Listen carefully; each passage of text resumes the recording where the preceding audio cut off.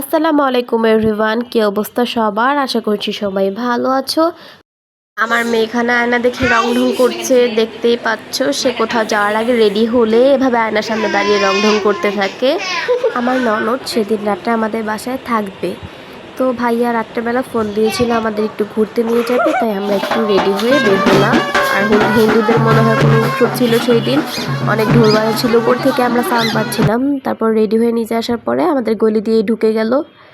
তারপরে ভাইয়া গাড়ি নিয়ে আসলো, আমরা উঠে পড়লাম। কোথায় যাব জানি না, আমরা কোথাও বের হওয়ার আগে প্ল্যান করে বের হই না কোথায় যাব, রাস্তায় প্ল্যান করা হয়ে যায়।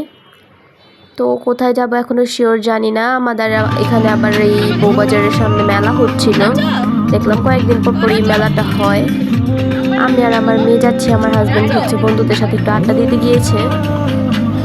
আর তখন বাজে প্রায় রাত 10:30 কি 11টা হবে। বেশিরভাগই আমাদের রাত্রে ঘুরতে বের হওয়া হয়, হুটহাট করে রাত্রে বের হয়ে যাই আমরা, তেমন বেশি রেডিও হওয়া হয় না। আমাদের বাচ্চারা একটু দুষ্টুমি করছিল, এখানে জ্যাম লেগেছিল, জ্যামে দাঁড়িয়েছিলাম আমরা, আর বাচ্চারা দুষ্টুমি করছে। হাই দাও তো। তারপর যাওয়ার পরে তো বেশি রাত হওয়া সব বন্ধ, আমরা জালকুড়ি 10 পাই গিয়েছিলাম। খেলাটাতে তো মনটাই খারাপ হয়ে গেল।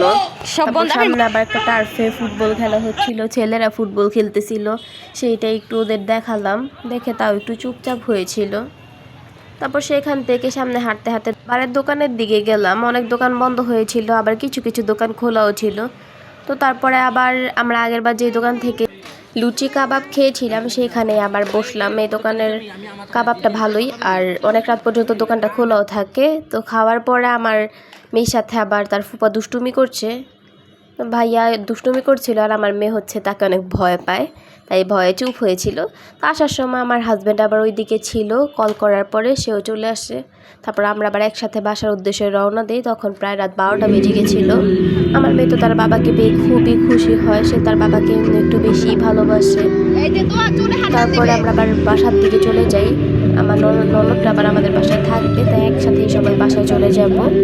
তো আমাদের এখানে যেহেতু পার্কিংয়ের জায়গা নেই, তাই ভাইয়ার গাড়িটা হচ্ছে আমাদের অফিসের পাশেই রূপায়ণের পার্কিংয়ে রেখে আসবে। সেখান থেকে আমরা সবাই আবার হচ্ছে রিক্সা করে বাসায় চলে যাব। তো এই তো আমার হাজব্যান্ড আমার মেয়েকে নিয়ে বসে আছে, সামনে ননদের মেয়ে আর হচ্ছে তার হাজব্যান্ড।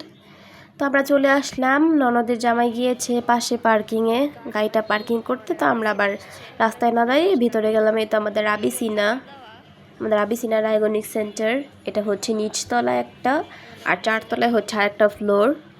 তো এটা তালা মারা ছিল।